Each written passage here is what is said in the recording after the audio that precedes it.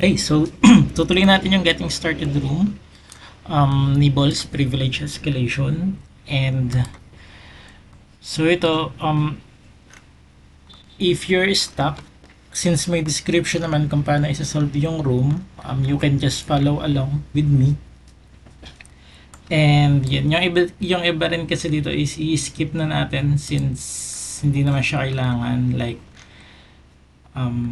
katulad nitong mag-host ng Python server, pwede naman natin siyang gawin. Kaya lang i-skip ko na siya since, yun nga.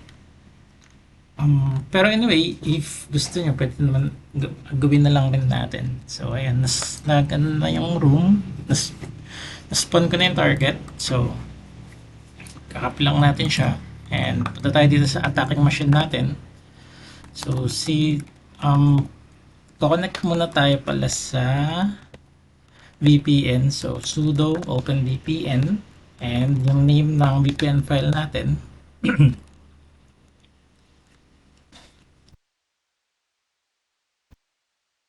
So, habang kumakonect siya, mag-spin up ako ng new terminal. Lakahin natin. CD to getting started. ls. Initial foothold.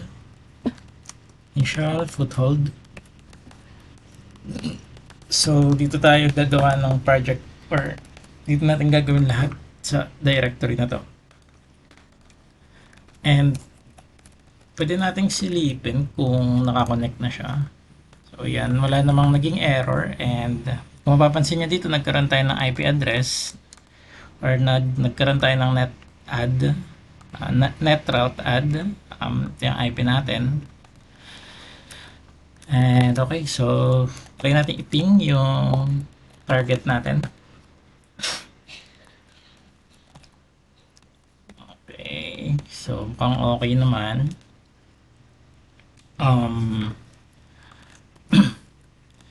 So ito yung nakaraan na na rin natin, nakita natin. And kung titingnan natin yung view page source, makikita natin tong Nibble blog na directory. And pwede natin siyang puntahan dyan. And ayan. So tinuro din kanina na mag-directory brute forcing tayo. So ito yan. Pag tinignan nyo yung page source, ito. Pero wala tayong masyadong makikita. So image. So gagawin natin is mag-brute force tayo. Like for example, hanapin natin kung meron dito ang admin, ganyan. Like ayan, merong admin. Controllers. So plugins. Pwede natin siyang hanapin dito. Pero ultimately, ang kailangan natin dito makita is kung anong version ng Nibbles ang gumagana, because kung mapapansin nyo ulit dito sa kanina, this is powered by Nibble blog. Para mag directory busting tayo, gagamitin ko tong Ferox Buster. So ayan,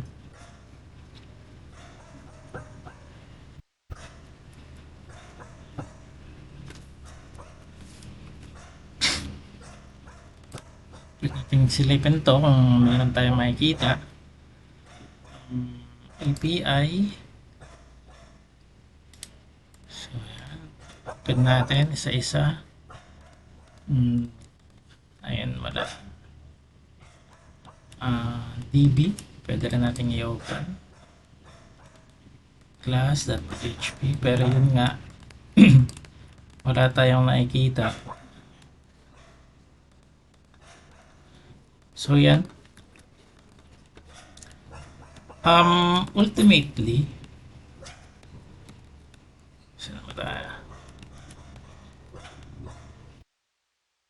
ang kailangan natin makita dito is itong version niya.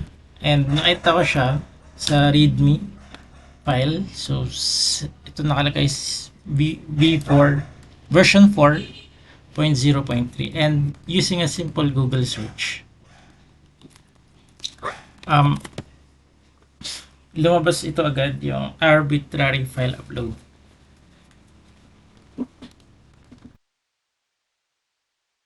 And pag inopen natin yan, makikita natin na Nibble blog na same version 4.0.3 arbitrary file upload, and commonly ganito naman talaga pag nagpe-pentest tayo, makikita natin yung mga pre-written na ano na, or makakita tayo ng mga exploit, publicly available exploit, and ang kailangan lang natin malaman kung paano siya gamitin. Kasi minsan sa ganun gagawin mo, paano gamitin yung code, paano ayusin yung code para makomplete mo yung exploitation. So dito meron ng code, meron na ring instructions kung paano gamitin, and username, pero kailangan natin ng username and yung password, no?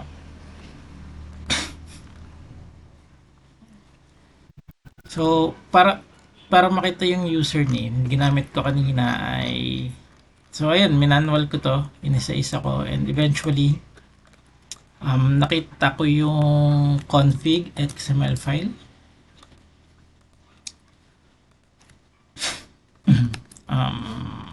Config.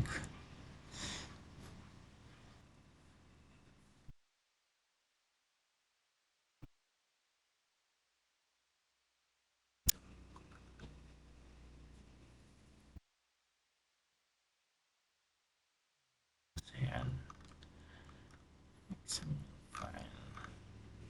So ito config.xml. Users. So ito natin isang user, si admin. Users.xml. So ito si username, si admin. And then yung password niya is Nibbles. Though ito, yung Nibbles na to is sinulaan ko lang. Since sinabi rin sa instruction kanina, sa description ng room kung paano siya isa-solve.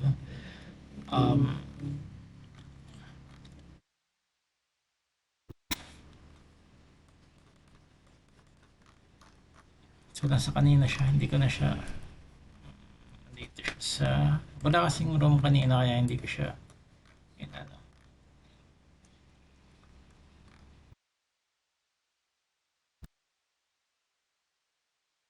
So ayun, anyway, ituloy na natin.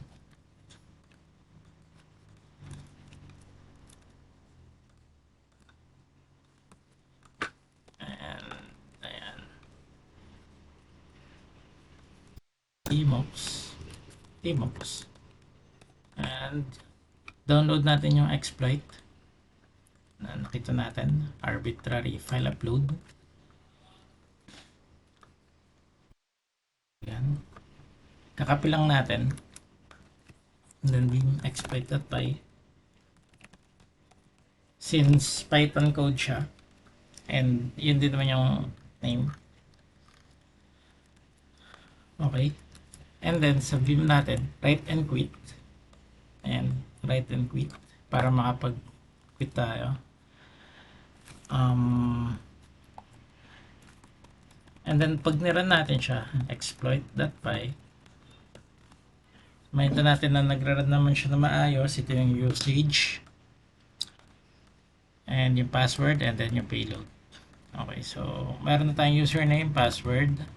So yung payload na gagamitin natin is revshells.com, and we know na PHP siya dahil yung kanina kung mapapansin nyo dito kanina yan .php. So ayun ang gagamitin nating reverse payload. So dito PHP lang, search ko lang, and ito yung isa sa mga sikat, itong Pentest Monkey. Pwede nyo rin gamitin itong iba. Pero sa akin, ito yung gagamitin ko, Pentest Monkey. And yung IP address niya, correct naman. And yung port is okay na yan para sa akin. So ikakopy lang natin to. And then babalik tayo dito sa terminal and gagawa tayo ng file.php. File.php ang magiging file name nito. So yan. And write and quit lang ulit. And pag nag-ls tayo, meron na tayong exploit.py. Ito na rin yung payload natin, file.php. So Python. Pero bago natin gawin yan, nag-open tayo ng isa pang terminal and netcat.lntp. So yan, nag-listen na siya. Lipat lang tayo sa kabilang window. Python 3, exploit.py, URL.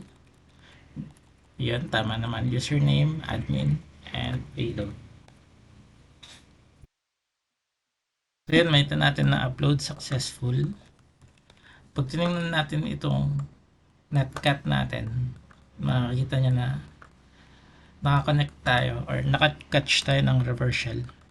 User is Nibbler, group ID 1001. And who am I? Sudo -shell.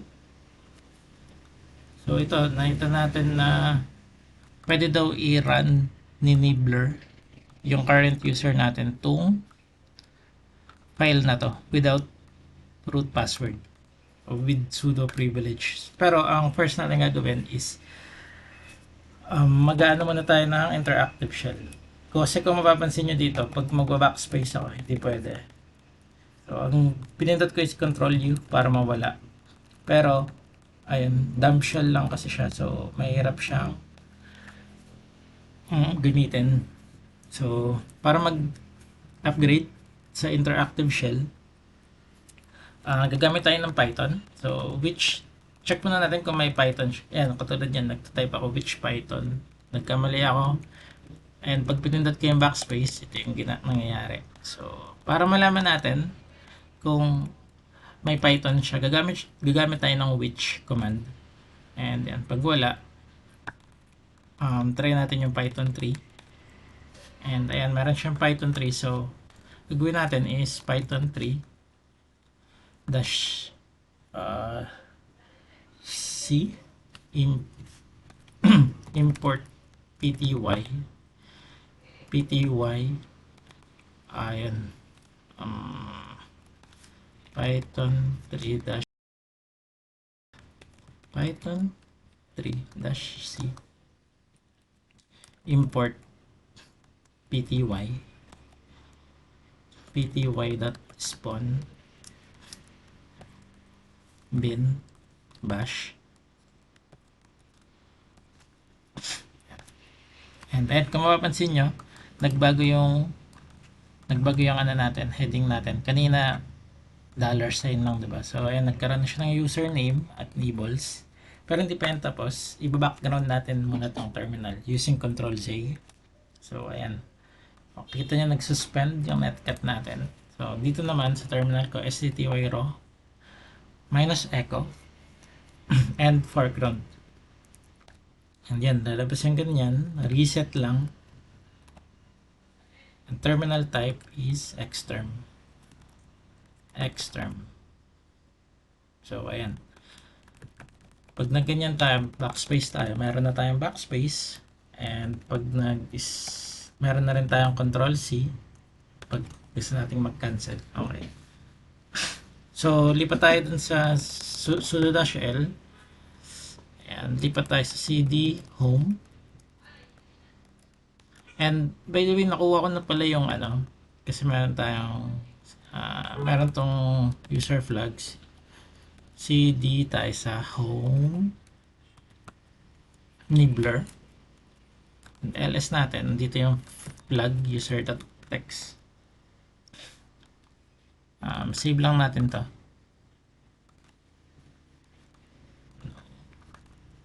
Yan. And then punta na tayo sa, meron kasi siyang root flag, di ba? So root, hindi natin siya makakuha kasi kung mapapansin nyo dito, escalate privileges and submit the root flag. Ma-open lang natin to pag root na tayo. So, sabi dito, pwede natin siyang i-enumerate using yung linenum.sh. So, ito yun siya. Linenum. So, ayan. Sinearch ko lang linenum. And, so, ayan. Kailangan lang natin to i-download sa machine niya. And, i-run. So, para ma-make sure na pwede nating i-ping yung Google dito. So, 100% packet loss. So, wala siyang connection papunta sa Google. Pero, pwede niyang i-ping yung machine natin. 10.10.14.97. So, ang gusto ng room is i-host natin itong linenum. And then, ita-transfer natin siya, di ba? So, gagawin natin, download natin to. So, copy. Ito lang, copy lang. Then, punta tayo sa attacking machine natin. Create ulit tayo na isa pa. mkdir www cd and then vim linenum.sh yung magiging file name, and then paste lang natin yan and write and quit ulit. And pag nandito ka, makita nyo na meron na tayong linenum. Ang gagawin lang natin python 3-m para i-host siya. So itong http.server is ano siya, module siya, kaya -m para to module, Python 3 module http.server. Built-in na siya sa Python 3. So, ayan. Pag in-enter ko, may ito nyo na serving HTTP port on 0.0.0, which means our local host. So, pag tinignan nyo yung, pag pinuntahan natin dito, 0.0.0.0, meaning yan, kailangan natin ilagay yung port, which is 8000. HTTP and port 8000, meaning yan, ito yan, yung current na computer ko. Itong 0.0.0 na yan, same lang siya as 127.0.0.1. Yun lang rin siya, and same lang rin siya sa local host. Yun, local host din siya. So, same lang yan tatlo. Minsan makikita nyo siya. Kaya ba yung tawag? Ang alam ko nga, pwede rin siya ng 127.1. Ayan. That, 1. Kaya tayo. Wala. So, ayan. Anyway, since naka-host na siya dyan, kukunin lang natin yung IP address natin. IPAS lang para makita yung IP address. And sa ano natin, sa vulnerable machine natin, ito kay Nibbler, CD tayo sa temp folder. CD. Actually, pwede na rin dito sa home. Gagawin lang natin is wget http and yung IP address, port 8000, and then lin.sh, and then pipe natin siya sa bash. Ayan, hindi siya nag-run. So, linenum.sh. Kailangan siguro muna natin siyang i-change mode. Gagawin natin siyang executable kasi pag tinignan niya siya, ls-la, linenum is read and write lang. So, talagyan natin siya ng 777 change mode para magkaroon siya ng executable. Pag nag ls-la na ulit tayo, rwx, meron na siyang x, meaning executable na siya. So, linenum. Ayan.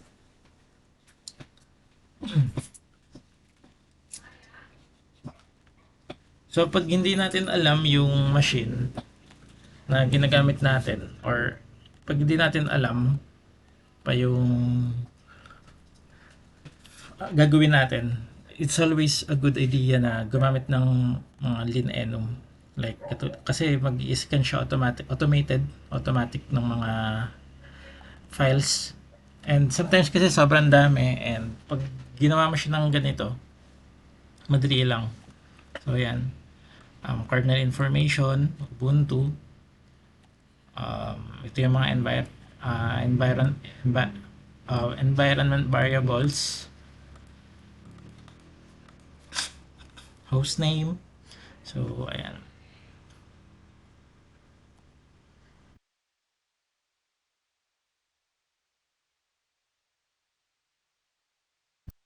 Looks like we have some admin users. Contents of Etsy password. Okay. We can use sudo without supplying a password. Ayan, sabi. Nag-sudo -l tayo. Possible sudo phone age. Pero sometimes, pag meron kayong pen test, ito talaga maganda gawin. Kasi makikita mo agad yung password kung meron, yung SSH keys. Cron jobs, makikita mo rin. Pag tinry mo siya i-cron tab -l, pag binanawal mo kasi itong cron tab, hindi mo siya makikita, mag-error ka. So, yun. So, yun, scan complete. Interesting mails, wala. So, ito yung mga backup files, password.back, ayan, bash history. So, ayan. Mga configuration files, nandyan din.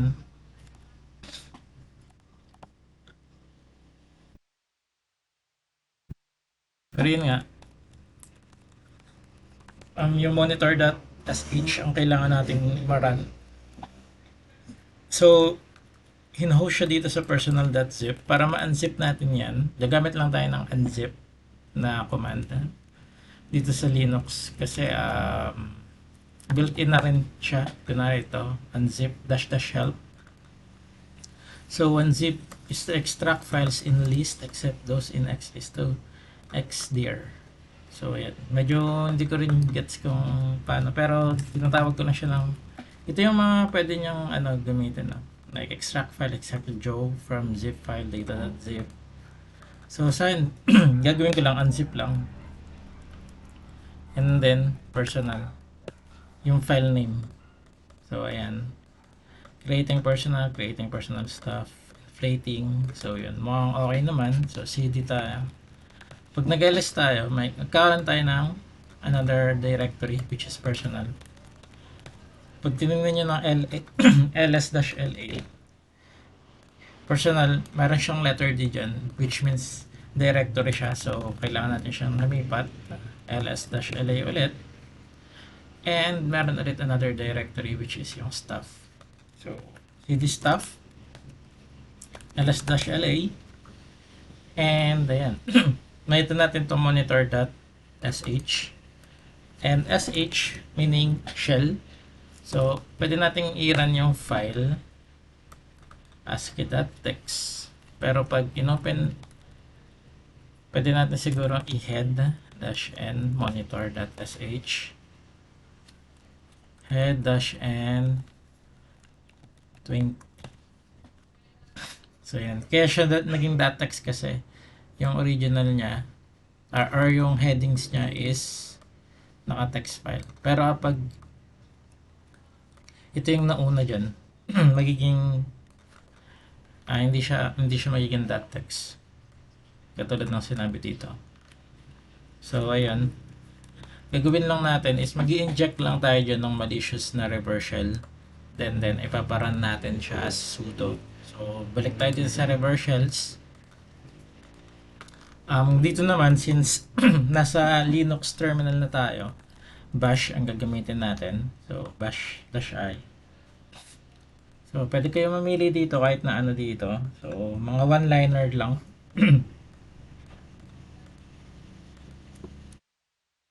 So, ito tulad na ito, which SH. Ayan, meron siyang SH. So, ito yung gagamitin natin. Pero, ang gagamitin kong port is 6666 naman. Pwede ba? 6666. Ayan. So, same IP address yung attacker natin. And then, echo. And then, T-A monitor .sh. So yung T gumagana siya as parang T square, T man T. So read from standard input and write to standard output and files. So for example, meron ako dito text, touch text1 .text and text2 .text. So ayan, meron tayong dalawang. So ang gusto ko is punwari hello diba ganyan, pag tinim mo siya T-A to text1 .text, kung ano yung lumabas dito, yun din yung papasok siya dito sa text1.text. So cut natin yung text1.text, nasa loob siya no text1. So ganun. So gusto natin i-echo natin yung parang gagawin natin is asa na ayan. So gagawin natin is i-echo natin to.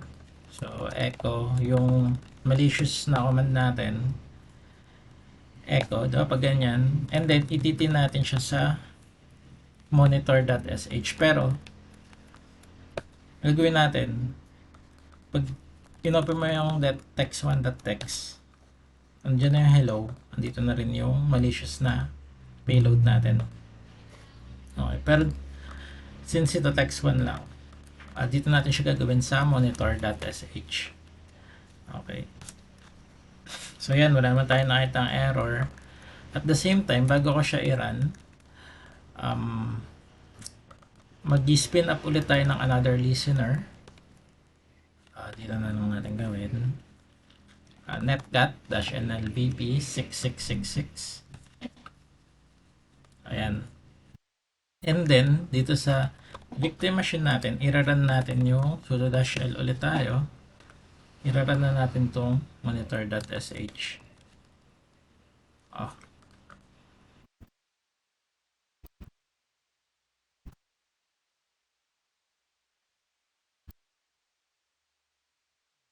Wala.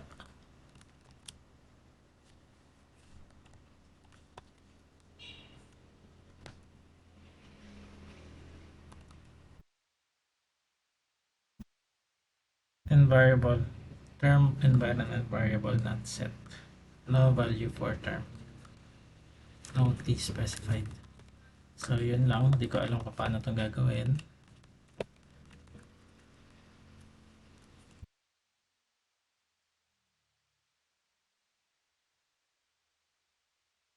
Term dump.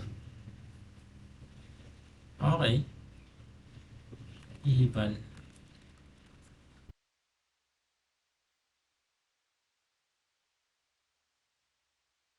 So head-n monitor.sh and natin na 100.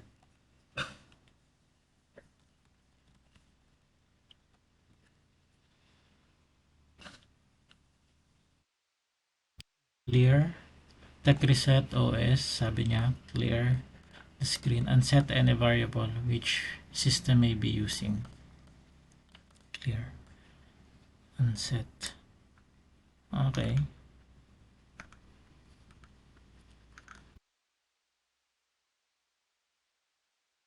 So siguro ang gagawin na lang natin, ls, ikakopy natin yung monitor sh to monitor.old.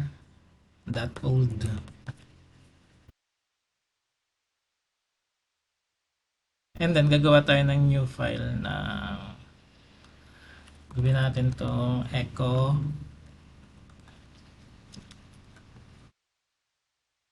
I-edit natin to. Echo. And then, tatlong double quote ang ginagamit natin para minsan kasi katulad niyan may mga ano kasi siya, may mga special characters, so para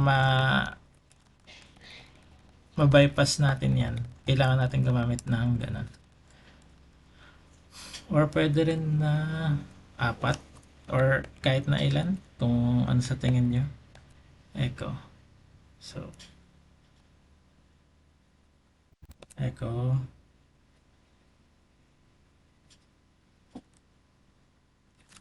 Ano nangyari? So yun, nakakonect tayo dito pero disconnect. Anyway, hindi naman yun yung gusto natin gawin.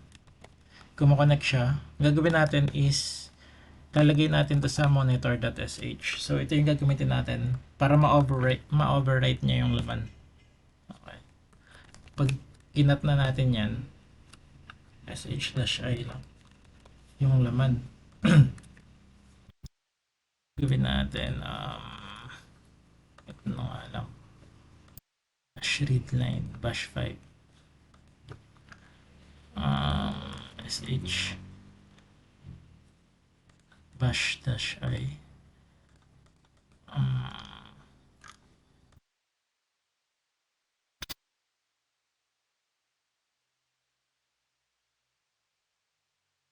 pero siguro netcat.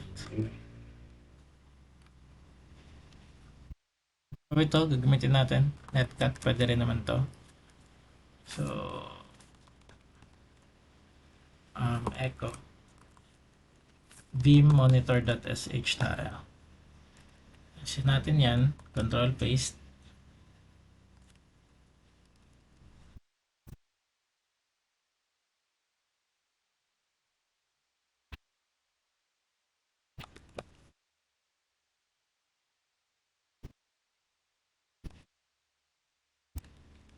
Cut monitor.sh.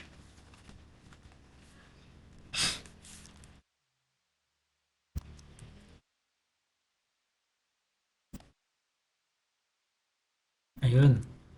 So pag napansin natin, wala naman siya. So ayan, i-echo lang natin to and then redirect natin sa monitor.sh.